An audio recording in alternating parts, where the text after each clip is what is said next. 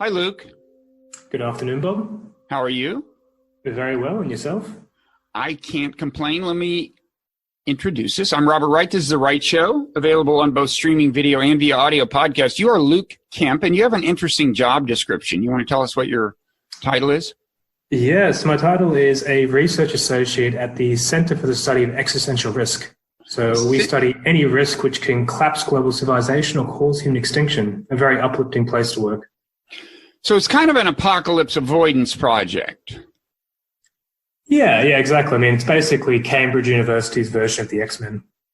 Of the X-Men. I'm not that conversant in that particular series of movies and or comic books, but I'm glad you guys are on the case. And it's a big enterprise. I mean, like the website makes it look like you've got like an army of geniuses working on this. Is that true? Are you merely one genius in a whole army of them? I definitely wouldn't call myself a genius, but there's only a small number of us. I mean, I have some excellent colleagues, but overall it's only about 12 people at the center, I believe. That's not bad.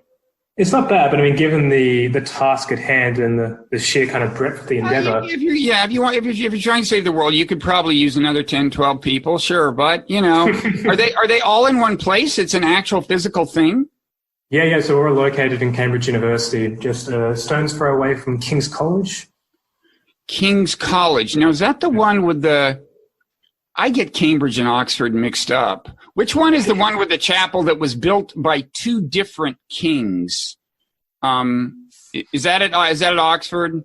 Like Henry the... I'm actually not sure, actually. So Cambridge is the one that has many, many canals, and we do the punting, for example. Yeah. I mean, it's the better one, basically. That's the easiest. Well, that goes without saying. Maybe this is at Oxford. So I guess I'm getting us off in a blind alley, and we have a whole planet to save, so we should get busy. So anyway, you came to my attention because you wrote this piece that I think was on the BBC website, was it? It was called, "Are We on the Road to Civilizational Collapse?" Question I'm certainly interested in. Now, tell us what kind of is the backdrop for the piece? What kind of approach did you take to that question? So there's a very wide-ranging literature on why ancient civilizations have collapsed. So what I did was I looked through all the different theories and explanations that different archaeologists, historians, anthropologists have offered. And to me, it became quite apparent that even just looking at a single case, like the Western Roman Empire, there's so many different reasons as to why it could have collapsed. So I basically just took them all and more or less try to look at it systemically. So how all these different things could be linked together, and importantly, how we can then measure each of those different contributors to collapse for modern society. So I tried to come up with a metric for each one. So for example, when it comes to inequality, we can use the Gini coefficient or the Palmer ratio. And then I map that out using data like UN resources to find, is society trending towards collapse or not? The key thing here is I don't think we can predict collapse. I think it's a complex system phenomena, which is innately unpredictable. But we can see if this kind of system is becoming more prone to potentially having a collapse. And at least based upon the empirical analysis I did, it's not awfully uplifting. Here's a kind of alarming line from your piece. The theory of, quote, normal accidents suggests that complex technological systems regularly give way to failure. So collapse may be a normal phenomenon for civilizations, regardless of their size and stage. And certainly, you know, there's this chart in your piece where you look at civilizations, you know, going way, way, way back, and they all do come to an end. Now, I suppose they don't all end with utter and complete catastrophe, but there is this sense that our day will come sooner or later. Maybe that's not what you meant to convey. And when I say our day, I guess I mean global civilization, right? That's what we're talking about here. You're not talking about like just, say, the American Empire. Yeah, precisely. So I think that because the world is now so interconnected and our economic systems are so tightly coupled, we should consider ourselves as essentially being a single system, a single civilization. I think normal collapse is a very interesting and relevant phenomenon. So basically this is from a sociologist called Perot, who did a study, I think it was back in the 80s, And the resulting book detailed numerous different really high-profile accidents. So the 3 Mile Island incident, the Voyager shuttle issue. And basically, in almost all those cases, there are numerous reasons as to why the accident occurred. And ex post, so after it happened, people always had all these kind of rational explanations as to why it happened. But beforehand, no one really saw it coming. And in almost every single case, it was just the fact that the system was too complex, that people couldn't understand it and couldn't prepare for the accident before it happened. And when you think about it, complex states are basically complex, tightly coupled systems. So given both that and given that collapse, as you mentioned, does seem to be more or less endemic across history, I think there's some good reasons to believe it may just be simply a normal phenomenon which happens to complex societies at one stage or another. For us, the big question then becomes, if collapse is inevitable, what scale do you want to have it on? So I think that this may actually suggest that one of the biggest and best things we can do as a global society is to make our systems more modular. So if the US collapses, it's not going to result in a global collapse. If China collapses, it won't resonate throughout the entirety of the world. So, but isn't the essence of globalization the interconnection and interdependence? I mean, right? The almost inherent correlation of the fortunes of people at great distances. The sheer economic entanglements would seem to make it not trivially easy to insulate one region from economic collapse. And of course, some of the environmental problems are inherently global, like climate change, and others are at least inherently transnational. Then you've got like global pandemics, and which, I mean, there's things you can do, of course, but it is a global transportation system along which germs can spread. And then you've got the various kinds of weapons of mass destruction that can fall in the hands of terrorists. I mean, I don't want to get you depressed. If you presumably, I have a high threshold. Don't worry. I will have gone too far because I know you've thought of all this stuff. But, just to finish that off, you've got these whole new kinds of weapons that we haven't even started to seriously reckon with, like biological weapons. Yeah, lethal weapons. And that could get into the hands of a group that could choose to deploy them internationally. So I guess one question is, how easy is it to really, cordon off? Is it even desirable thoroughly? But how easy is it to cordon off the regions?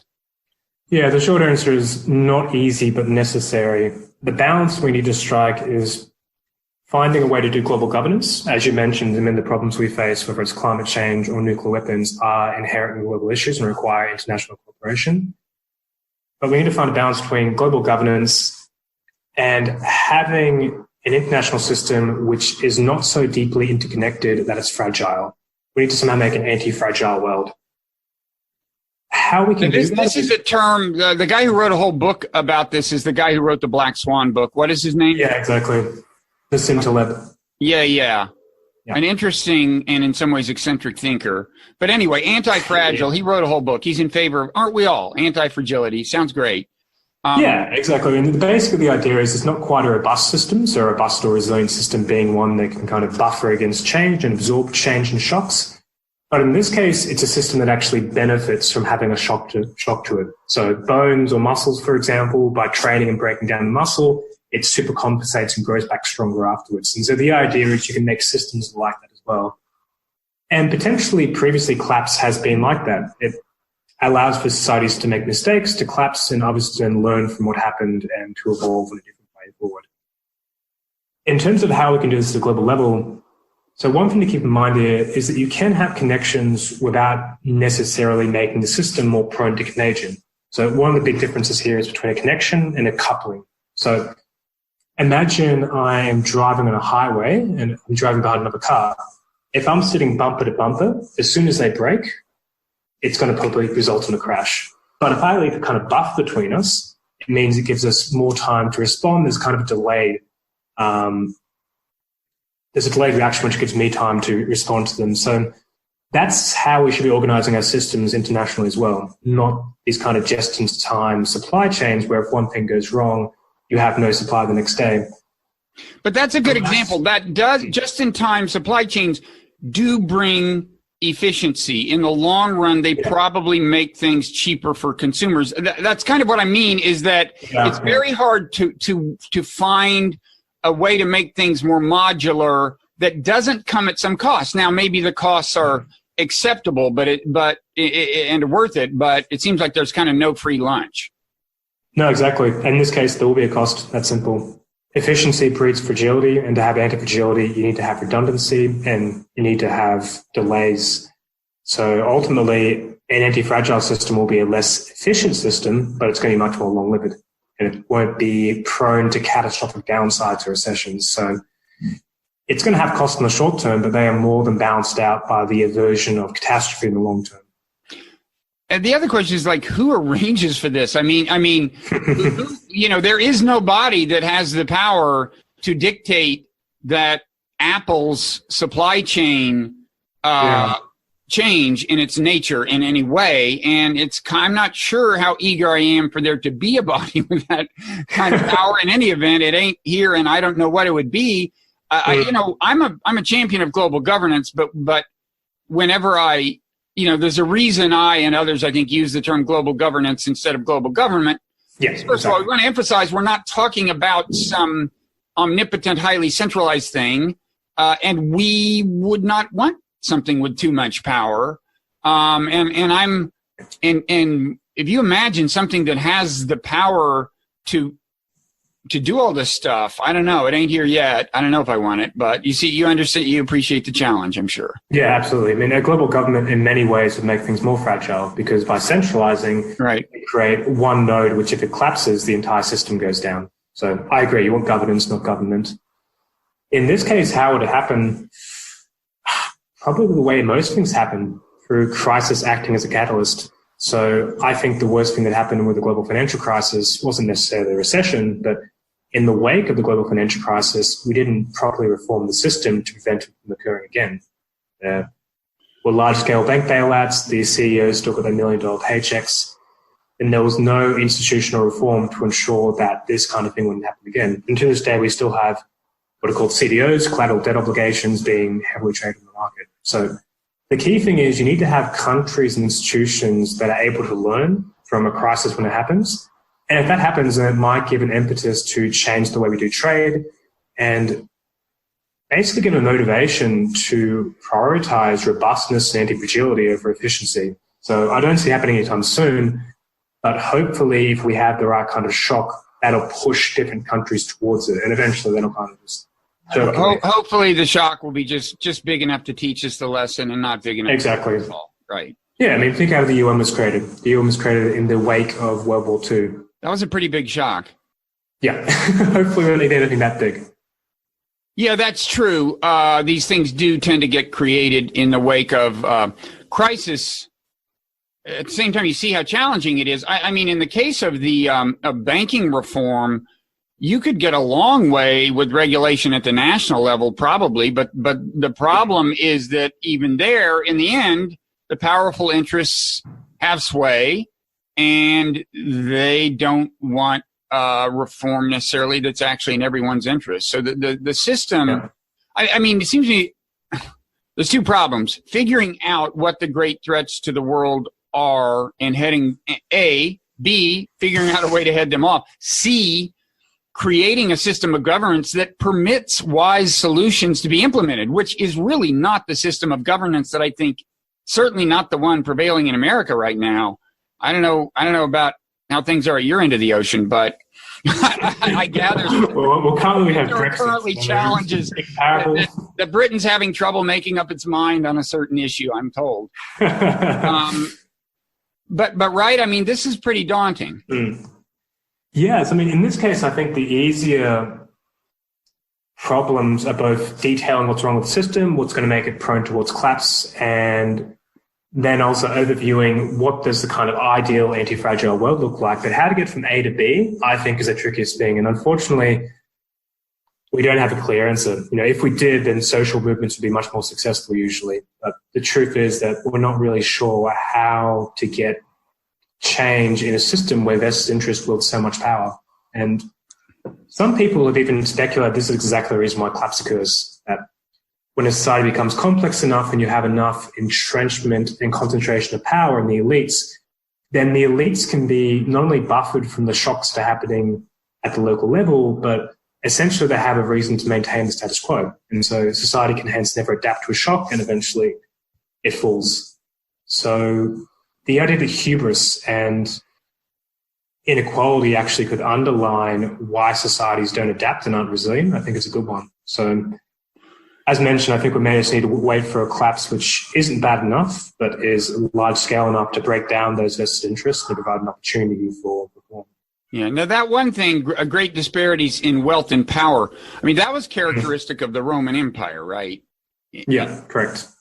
And, I wonder, I mean, you mentioned that certain types of collapse, and you were talking more about isolated technical collapses like, I don't know, rocket ships and stuff, but, are not at all evident, except in retrospect. But I assume that with a lot of these civilizational collapses, you can go back and find people who were saying, we have this problem. And of course there were competing theories, as there are now, but there were no doubt people in Rome saying, I don't think this is good that you have this much concentration of power. Other people were saying, no, the problem is that we're letting barbarians into our army. And other people were saying, whatever. But, it is something. I mean, right now there's someone out there with the right theory, in the sense that exactly what they're worrying about is going to be the trigger of the next big problem, right? But it's hard to say who they are. Yeah, so one thing to keep in mind is that people often do kind of foresee things coming and often even can profit from it as well. So there's the example of The Big Short. So it was a bunch of traders who foresaw the global financial crisis coming up and basically traded in such a way that actually made a profit when it occurred. So it would be interesting if you could somehow track down people who are willing to put their money where their mouth is and are trying to profit from catastrophe. But of course, they have a vested interest to ensure the catastrophe does occur to a certain extent. But you're right. Yeah. The other thing about that is it disproves the wisdom of the crowd idea, right? The reason, so The Big Short is the name of the book by Michael Lewis, which was made into a movie. And that movie, unlike the X-Men movies I have seen, and the idea, the Big Short, there was a few eccentric investors that were betting on a housing collapse because they saw it coming. The housing basically it was initially kind of a mortgage market collapse. They saw the whole thing coming. They bet on it. They won. But the fact that they won so much means that they were in a minority. That most investors were betting otherwise. And that is, I guess, the problem. We all have our pet theories. Now, do at the center, is there where you are there favored theories? I mean, in your piece, you go through, let me just list some of the kind of headings in your piece. Environmental degradation, we've all heard about that. Inequality and oligarchy. These are things that have been characteristic of past civilizations that have collapsed and arguably have contributed to the collapse. Sheer complexity. There's external shocks. I guess if you're talking about global civilization, the external would have to come from somewhere other than the planet. Randomness, bad luck. Yeah, stuff happens. Collapse happens, right? So is there a preferred? Are you all truly agnostic? Because I actually have a set of. I want to try out my own apocalyptic scenario on you in a minute, but I look forward to it. Do you have your preferred, not in the sense that you welcome it, but in the sense that you think it's the most likely? So for me personally, I think this is very much a systemic phenomenon. So you can't pick apart individual reasons or contributors as being the primary ones. But what I do think we can do is you can come up with a dynamic which encapsulates why all these things occur. So one thing I mentioned in the article is this idea of the Red Queen effect. And so when you look at whether it's civilizations, companies, or even species, they all have this distribution of lifespans, which is called exponential. So in other words, it's timeless and age dependent. You're as likely to die at year 1 as you are at year 100. So we see that for species, companies, and civilizations. And the way it's explained for species is what's called the Red Queen effect, which was offered by a biologist by the name of Van Valen, I think back in the 80s. And he basically said that the reason why you see this effect is because a species is constantly having to compete against a changing environment and a changing landscape of predators and prey.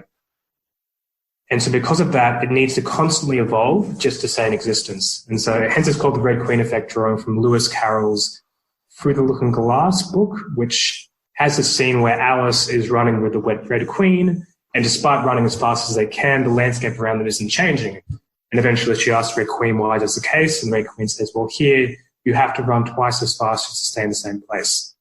And so this is the idea that competition with the environment, competition with those around you, creates the constant threat of extinction. And I think that actually plays true for civilizations and societies as well. When you look at the different contributors to collapse island, environmental degradation, for example, the changing environment caused by us, shocks such as invasions and whatnot, primarily due to competition with outsiders, and likewise inequality and complexity are basically societies constantly trying to race and compete with one another, and hence becoming larger, more complex, and often becoming more kind of top-heavy as well. So I think the Red Queen effect provides a kind of embracing, encompassing framework which explains why all these different contributors arise and eventually why the fall occurs. Yeah, now on complexity, it seems to me that, I mean, you mentioned that in the piece, and sometimes that's, I guess, the idea. Civilization collapses under the sheer weight of its complexity. It seems to me complexity per se couldn't be the problem in this sense. I mean, there couldn't be there's never been an absolute level of complexity that was just too high, because the fact is that if you look back at all past civilizations and the level of complexity they had when they collapsed, well, we now have a higher level of complexity than that. We have shown that a higher level of complexity than any past level of complexity is sustainable for some period of time, right? The long absolutely. Story of humankind is more and more social complexity. So it seems to me that it can't be the weight of complexity in some generic sense. There's something about mismanaging the process of complexification. Yeah, I think it depends upon the type of complexity you're talking about. Complexity can either engender resilience or it can breed catastrophe, depending on how it is. So you have different types of systems which are complex. And one of the big writers here is Joseph Tainter, and he talks about how complexity eventually reaches this point of diminishing returns, that it makes sense to become more complex to address new problems as they arise, but eventually you get to this point where every additional bureaucracy, every additional organization, every additional bit of complexity doesn't actually provide a benefit to society, and after that, it collapses. Right. I think it's more complicated than that, but I think the important point here is that you can have a system that's high complex, but it's organized in such a way that it's resilient. So again, it's not tightly coupled, for example, it's diverse, etc. I don't think we have a really good grasp right now on how that looks, on what is a system that's highly complex, but also uses that complexity to shroud itself from catastrophe rather than making itself more liable to it.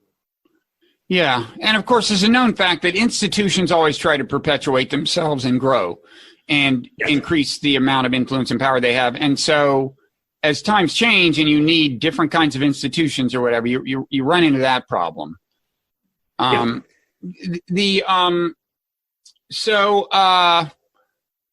Let me maybe run by you my own most terrifying scenario, because I think it's a little bit underrated in the sense that, I mean, if you ask people left of center, what is going to be the death of the planet, it seems to me an overwhelming majority would mention something in the realm of environment, don't you think?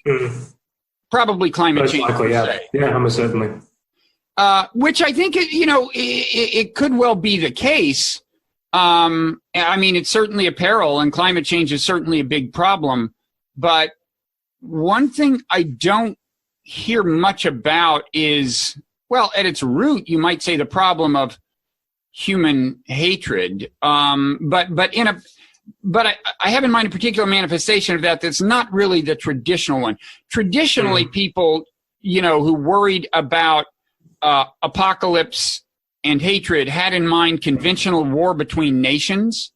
Yeah. And I think one reason people don't maybe think as much about the problem of hatred is because that problem seems soluble in principle, even though now there is a lot of kind of gratuitous tension among nations being generated by political actors in whose interest that is. But still, the fact is, we all feel so much closer to other nations than 60, 70 years ago, more economically interdependent. I think people can kind of imagine managing nation-state tensions, but the new thing, of course, is the non-state actors and the incentive some of them have to deploy lethal force. And I think what's not thoroughly appreciated is that, everyone knows that a relatively small number of them can get together and wreak some kind of havoc. One crazy guy can dominate the headlines by shooting up a church or a mosque or a synagogue or whatever.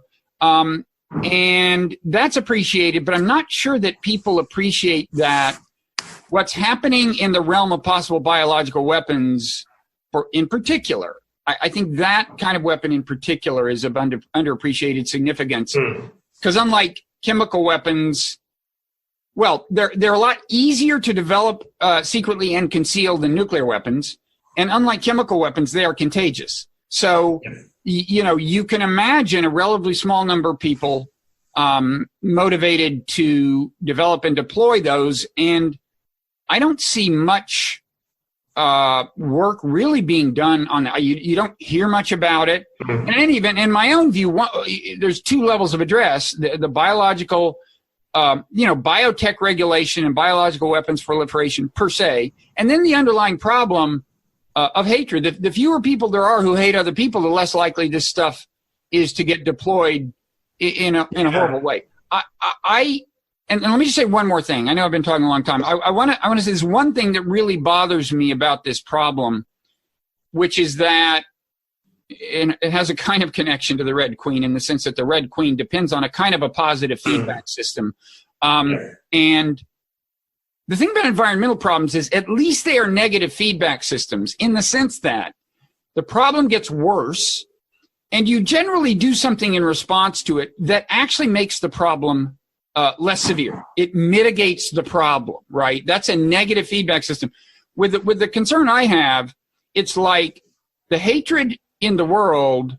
The perfect example is the New Zealand shooter. He said in his manifesto, okay, I hope to get jihadists so mad about what I'm doing that they will now attack, people, and then more white nationalists will attack and so on. That's a positive feedback system where the worse the problem gets, the worse it gets. And maybe I'm biased because I'm in America, but just to look at American policies in response to the problem of terrorism, they seem to be on balance making it worse and increasing the number of people in the world who hate America and want to do it ill. Yeah. So are you at the center looking at this problem per se? Surely it's come across your desk, right? Yeah, it's one of our main areas of study. We have an entire bioethics team here, which focuses upon how biotechnology of the future or the present could be misused, particularly in terms of making a biologically engineered pandemic. So trying to design a virus which is highly transmissible, potentially airborne, and has a 100% kill rate. And if you can somehow supplant that across the globe, you have a biological device that could potentially end the entire race. So that's something we're very much aware of. And what we're talking about here is really two different related problems. One is technology, particularly violent means of technology, becoming more powerful. And the second is it becoming more democratized, more readily available to the average person. And there's no doubt that in any given population, even a relatively happy and equal one, you still have the odd sociopath or unhinged person who's likely to use technology to devastating effect. And technology is a key kind of mediating factor here. So in China, where you pretty much only have access to knives, really, the largest kind of mass violent events we've had from a single actor have been usually stabbings that have maybe killed 12 people tops. While when you look at New Zealand, it was over 40 people just from one guy with a rifle. And so, of course, when you think about either someone who has access to a laboratory where they can make and program their own virus, or even potentially in the future where someone can use a swarm of basically killer robots, lethal autonomous weapons, so micro drones fitted with either explosives or with some other kind of weaponry, that becomes very, very concerning. There's actually an excellent video on this called Slaughterbots, which was done a while back to draw attention to the issue of lethal autonomous weapons. But with the drones, I mean, they wouldn't be self-replicating, right? It wouldn't be like a virus in the sense that you could unleash it in a very small number of locations and kill hundreds of millions of people. No, so this isn't kind of like the nanotechnology idea of grey goo, where you have small amounts of nanotech, but they're self-replicating. So slowly take all the matter around them and replicate them to more nanobots, which is very much a controversial and contentious idea that could happen. But in this case, more you have a stockpile of drones, very small ones. You can use an AI system to coordinate them in swarm-like behavior. We already have simulations that do this. And then each one can be fitted with some kind of explosive device or other weaponry. If you wanted to, you could then overlay that with some kind of algorithm to pick out certain targets. I mean, the worst case scenario, you can actually imagine if this is widespread enough and cheap enough, if countries develop this and it then floods the black market, you could have people just constantly keeping world leaders on their toes by saying, we have a drone that is constantly monitoring you for assassination, which, I mean, the US already does to a certain extent with its predator drones. They constantly look at for certain types of targets, Al-Qaeda leaders, for example.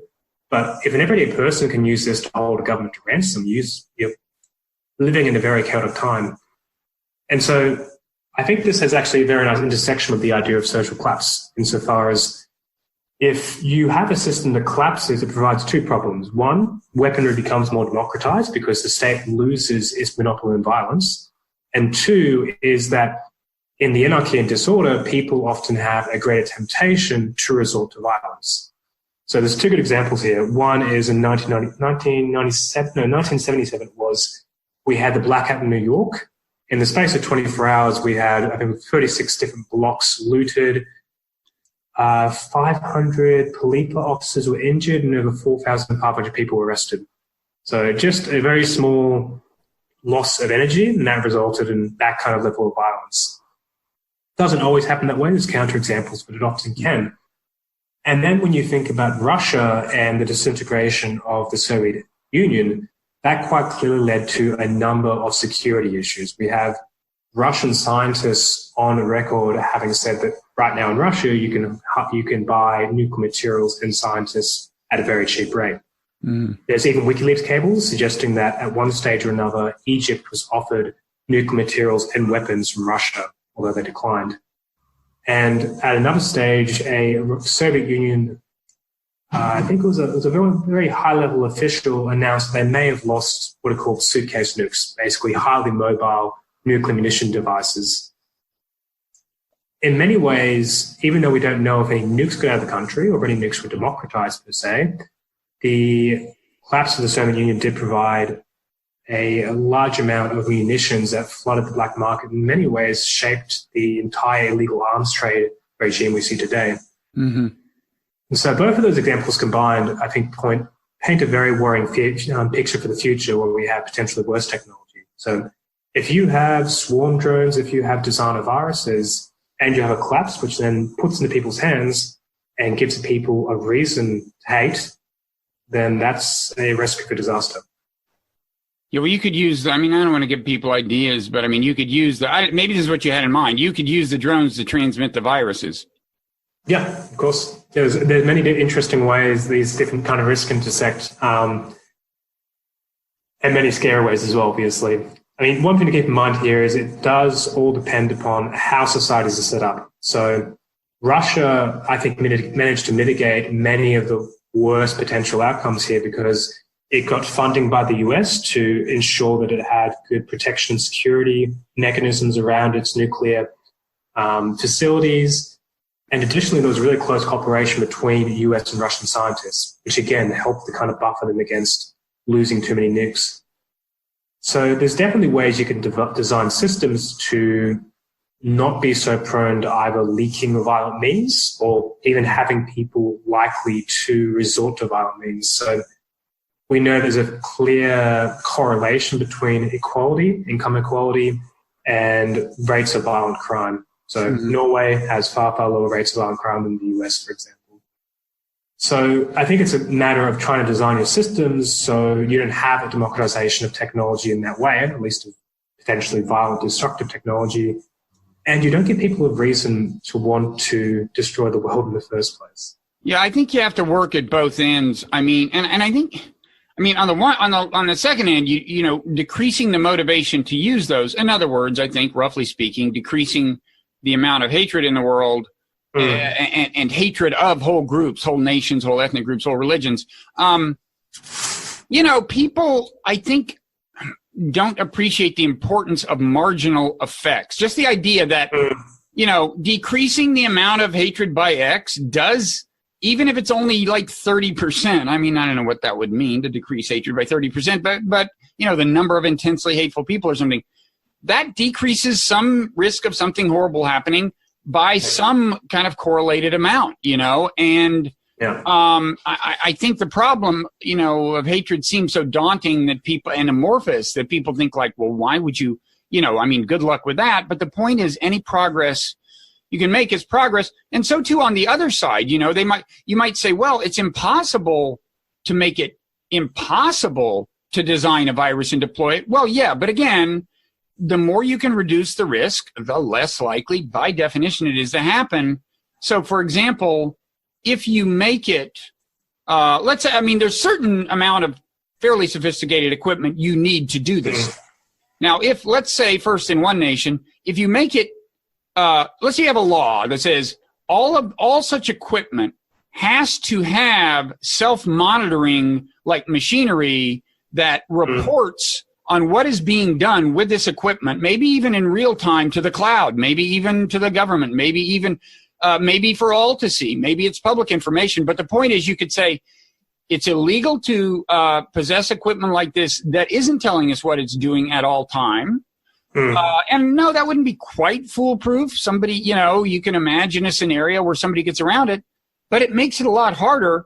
But this also highlights, it gets us back to global governance, because if this isn't being done in all nations, that does largely defeat the purpose. If there's a significant number of havens where you can go and create the most monstrous stuff, then you're in business. And I just don't hear people talking about this. I mean, honestly, look, climate change is a big problem, but it's all I hear people talking about on the global catastrophe front, and it's not the only challenge.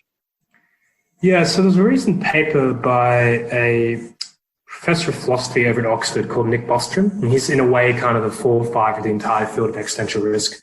And he puts forward this idea of the vulnerable world hypothesis, which I prefer to call the dark lottery. We should say he's also a champion of the we live in a simulation hypothesis, but we don't. Yeah, exactly. He's a very eccentric thinker. We don't want people to judge him unfairly on the basis of that. Well, we know we are living in a simulation. Yeah, I mean, I think there's plenty of reasons to contend with some of his ideas. I think the kernel in this one is probably useful, if not accurate. And that's basically that with enough technological development, you come to a point of either civilization becoming self-terminating or having to put in place very strong mechanisms to prevent technology from being misused. So he basically talks about how you have an urn with white balls, which are benign technology, grey balls, which are kind of dual-use ones, and black balls, which are potentially world-ending inventions. And he basically says every time we invent something, we innovate, we're kind of pulling these balls out. And eventually it gets to the stage where you pull out a black one. And the question is, what do you then do? If you have a technology which is very low cost, very easily diffused, and can wreak global catastrophe very easily, what can you do? And so he lays out different options. His kind of preferred one is going towards what he calls turnkey totalitarianism. So the idea being, if you pull out one of these black balls, if you know there's an innovation which is that destructive, then you set up a system where people can start monitoring each other and you kind of have a surveillance state, more or less. I think, to me, the much more appropriate answer here is just don't build those technologies in the first place. I think going forward, we just need to be much more prudent and You're saying don't build the bad technologies? Yeah, just be much more how do you keep anyone anywhere from building them? Well, again, this comes down to the idea that we need to have global governance, and we need to stop nation states and companies from constantly feeling like they're in a competition where they have to gain any advantage possible. I think that if you can't avoid the red queen race, then you're basically screwed eventually. Yeah, of course, but some of the technologies have such upsides. I mean, generically, gene editing technology can do a lot of good, but the very equipment that allows you to do the good can be used to do bad, right? Yeah, so dual-use technologies, we call them. And it's a matter of, I think, developing the dual-use technologies in such a way that they're going to be used beneficially, and more importantly, making sure that the way institutions use them is going to be beneficial. So right now we have companies like Google, Amazon, and Microsoft, while talking about providing renewable energy and powering all the facilities for renewable energy, are using advanced AI systems to find more ways to suck oil and coal out of the ground.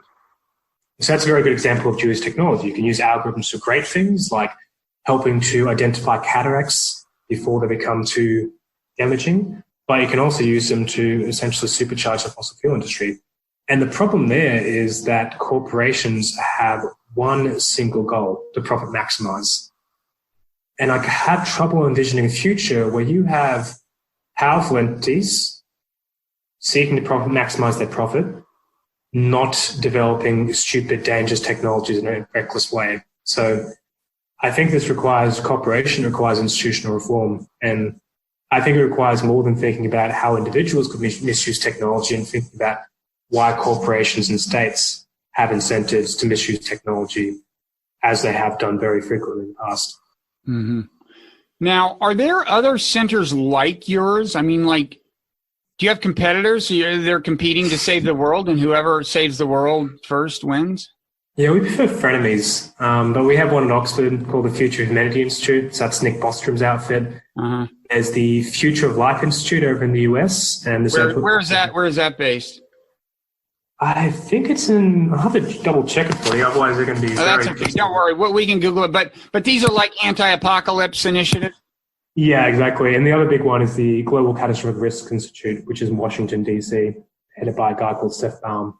But all of them focus on the same mission, basically, to save humanity from suicide.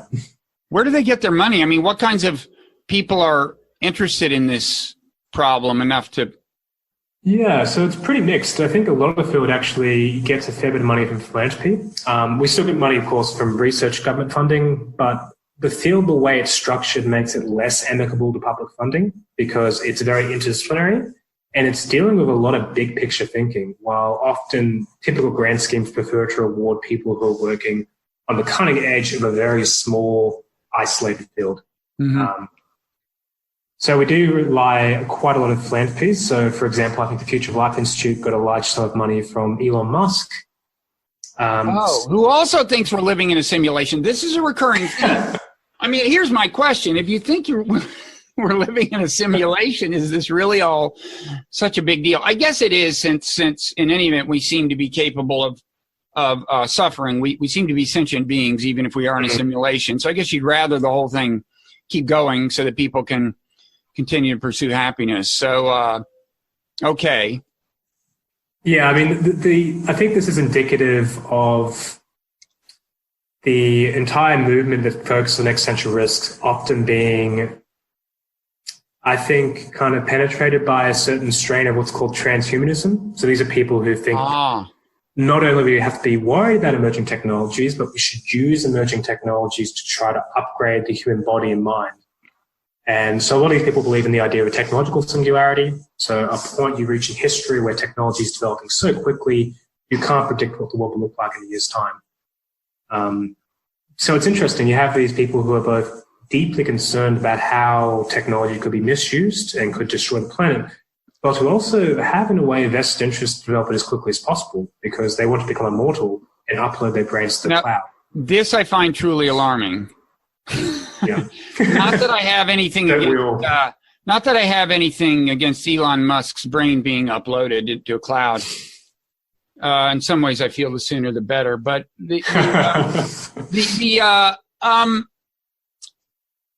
but a couple of things. I mean, well, first of all, there is a strand of singularity thinking. We should say for people who aren't immersed in this. So the singularity, I guess the metaphor comes from this concept of an event horizon, which is something like beyond which you cannot see or something. But anyway, the idea, as you suggested, I think, is that things are changing faster and faster, as indeed they seem to be. And they change faster and faster and faster. And then at some point, it's kind of like, there's no way knowing what exactly is beyond it, but it's going to be something in some sense amazing. And there's a strand of singularity thinking according to which it's going to be something good, right? I mean, am I wrong about that? Yeah, so I think for most singularity thinkers like Kurzweil, they have an assumption that of course it will be good, that technology will be used to make human lives more flourishing, benevolent and prosperous, which I think is highly questionable. We see with most technologies that they're dual use and often they have a rebound effect, which makes them be counterproductive. So the email was invented as a way for people to save time in communication because we're spending so much time sitting down, penning out our letters to our loved ones. And what happened is once the email came about was because it became so quick to reply to others and to communicate, we actually end up doubling the amount of time people spend in communication. So technology, I don't think, can just be seen as a fix-all. And we then run the risk of just trying to think of every problem as having a technical solution, which is dangerous thinking. To me, the biggest problem is that I think growth can ultimately be self-terminating. So I'm working on a paper right now which lays out the different reasons as to why we can expect both economic growth and technological growth to eventually reach a point where it self-terminates. So one of these ideas is from a guy called Geoffrey West, who's a physicist. He has a recent book called Scale, and he talks about how cities have super exponential growth. So they don't just, when they double in population, they don't just double in terms of their income, they double plus 15%. And in order to maintain this growth, they need to have constantly quickening paradigm shifts or large-scale innovations, as you kind of mentioned. So obviously we saw the switch between the internet and the digital revolution far quicker than we did between the internet and the industrial era. And he thinks that eventually you might reach this point of singularity where you have essentially a major paradigm shift occurring every year. But what's going to happen is that the rate of technology and its change will outstrip the ability of humans to adapt. Basically, technological change in the singularity rips apart the social fabric. So he actually sees singularity as being a potential threat. A second line of thinking here is from environmentalists who think of this idea of overshoot, that eventually if you continue to grow in a world of finite resources, you reach a point where either your pollution overcomes the ability of ecosystems to recover, or you simply run out of the ability to take more resources to fuel your growth. The third idea is that one of the dark lottery, that you create technologies that are, if they're powerful enough, are eventually bound to become too dangerous to release. And the fourth one is something I mentioned in my BBC piece, which is the idea of the rungless ladder. Of the what? The rungless ladder. So it's a metaphor I use. Rungless, a ladder without rungs, yeah. Yeah, exactly. So basically think of it as in this way, that a civilization is crawling up a ladder. Each different rung is a higher level of technological ability and complexity. And whenever you collapse, you basically fall off the ladder. And in most cases, the collapse meant that people could still survive quite easily. In many of the cases we call collapse, it was actually potentially a good thing for the citizens because it meant they could move away from oppressive states and there wasn't a huge loss of life. But what we're dealing with now, because we've climbed so far up the ladder, is a very different situation entirely. If we collapse, people have very little ability to return to hunter-gatherer or agrarian forms of life. In a changing climate, it's increasingly unlikely you'll be able to have those kind of ways of life. We also have much more violent weaponry, as I mentioned, and hence a much greater capacity to reach devastation in the case of anarchy.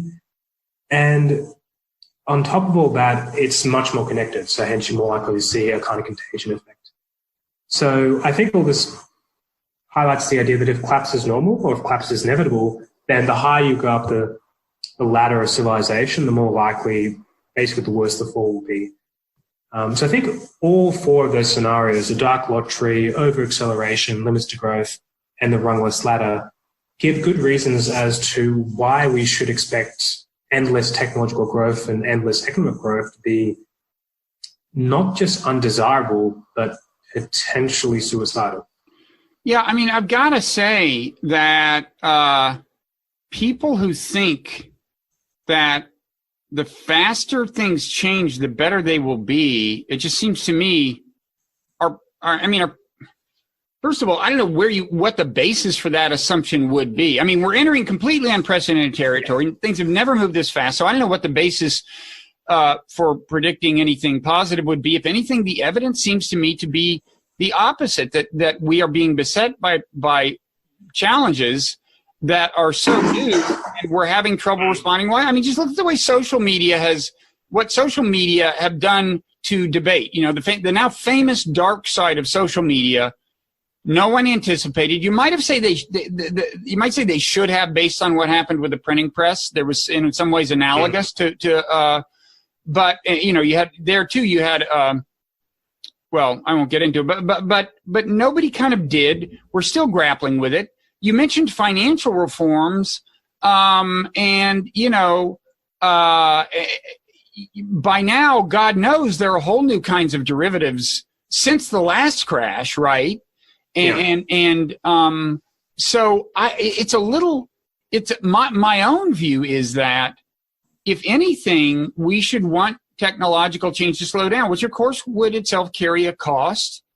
But one thing I say to people is when they start complaining that governance, including governance, may exert a stifling effect on the rate of technological change, as it could, I'm saying that's a feature, not a bug. I mean, it seems to me that the more time we have to reflect on the change and trying to respond wisely to it, the better.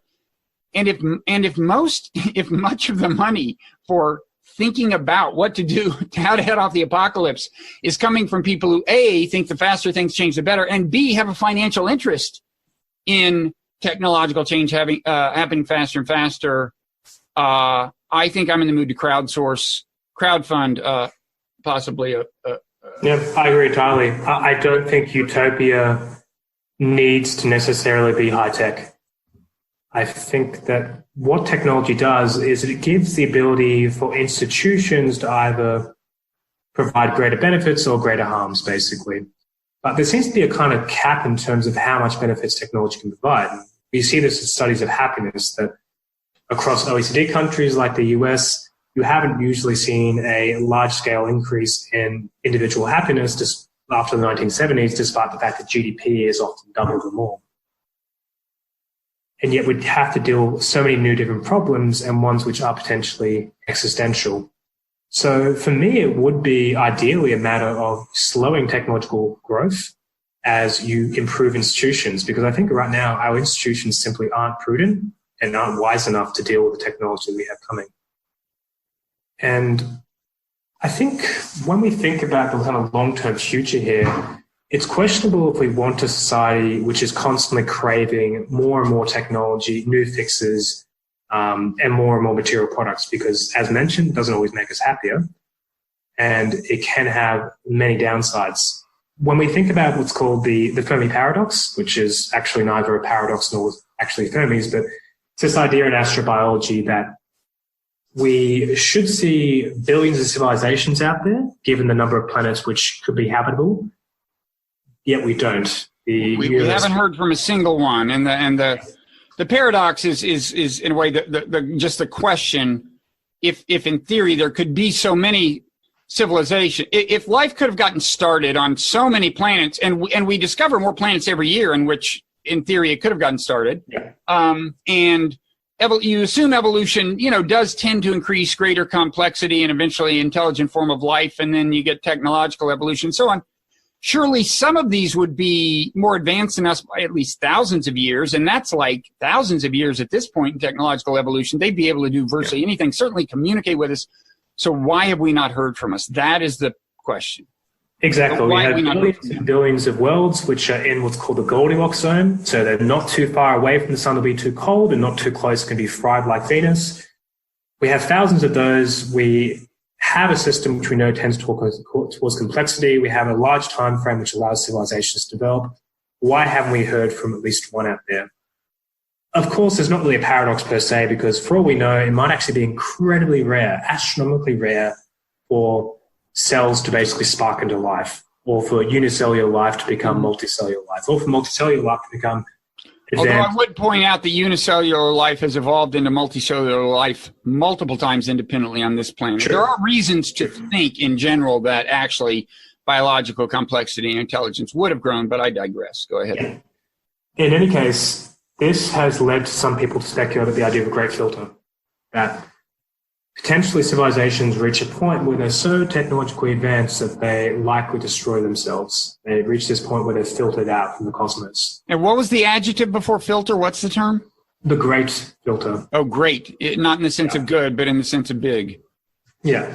I think there's potentially a more optimistic view on this, and also a more Buddhist one, so hopefully you appreciate it. Oh, I'm on board. Go ahead. But it's essentially the idea that if a society doesn't destroy themselves, they have to find a way to stop internally racing and stop consistently growing technologies which could destroy them. Essentially, they have to overcome craving. And so you most likely, I think, end up having a civilization that becomes potentially so cooperative and so enlightened that they don't need to go out and colonize the rest of the galaxy. They probably sit there and just explore the space of different potential conscious experiences. And that, I think, is both potentially a much more useful and accurate idea to be working off, rather than the idea that civilizations simply just can't control the competitive urges and always lead to self-destruction. Mm-hmm. There's a related Buddhist scenario. I mean, I like that idea. I would also say one benefit of, pursuing, the Buddhist path of enlightenment, but for that matter, enlightenment according to various other spiritual traditions as well, would be, to get back to this problem of hatred, it would be like a more balanced view of the other, and the abandoning the kind of essentialist thinking according to which all of the people in this group are like this ideological group, this ethnic group, this religious group. They're the problem. That's a very non-Buddhist way to think. It's antithetical to a number of great spiritual teachings, and I would think that that's something we need to let go for reasons I've already suggested. And, when you think about it, it's an interesting, maybe this adds to the case for the simulation hypothesis, just in the sense that it's a pretty amazing storyline if what our survival depends on is actually another kind of stage of spiritual, moral growth, right? That would be a pretty amazing movie. And I think it's probably quite likely. So my favorite quote is from a book called A Short History of Progress by a guy called Wright. And his quote is that humans are clever but seldom wise. And I think that's the conundrum we face, that our institutions are medieval, our brains are Neolithic, and yet our technology is godlike, which I think is a quote from E.L. Wilson.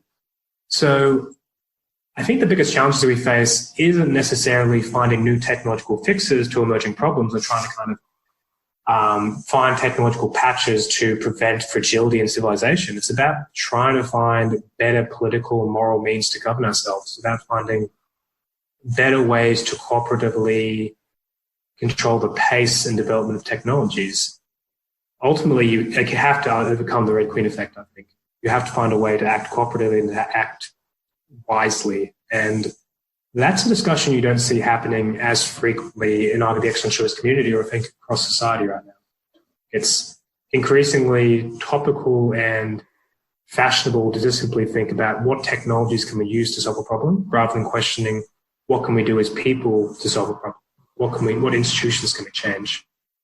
And it's strange because historically some of the best advances we've had in the last 2 centuries have been due to kind of bottom-up political change, whereas the civil rights movement, or even the democratization of numerous different countries throughout the world. And yet we seem to be pegging most of our advancements morally and economically over the last centuries just purely to technological change. Okay, well, so I guess we close on a note of agreement that wisdom is a good thing, and and we mean that both in the sense of wise governance and in the sense of, kind of spiritual growth and the wisdom that brings and moral growth and so on. It's a very happy Buddhist note to end on. Yeah, so I feel we've solved all the problems, and you really should be looking into another line of work, because I just don't see the demand now that we've gotten to the bottom of the problem for your services. Yeah, 100% to know. So, well, thanks a lot. And people they can Google the Center for the Study of Existential Risk at Cambridge. And then do you have personal coordinates, like a Twitter handle or anything? Yeah, Twitter handle is Luca Kemp. So that's Lukeke. Ka in this case. Luca, because was Luke taken? Was Luke Kemp taken? Yeah, it was, unfortunately. Plus, I'm Croatian, so I used to be called Luca as a kid as well. So I got it. So Lukakemp. Exactly. And I'm Robert Writer, Wrighter on Twitter. Any place else people can find your stuff? We will link on the meaningoflife.tv website to the BBC piece, but they could Google, "Are we on the road to civilizational collapse?" And it's worthwhile mentioning as well that this will likely end up being turned into a book as well. So I'm working on numerous different chapters to try to expand the idea and the theory of why all civilizations appear to collapse and what we can do to make an anti-fragile world. Okay. Well, thank you so much, Luke. I am definitely wishing your enterprise well. Lovely. Thank you, Bob. See you later. Okay.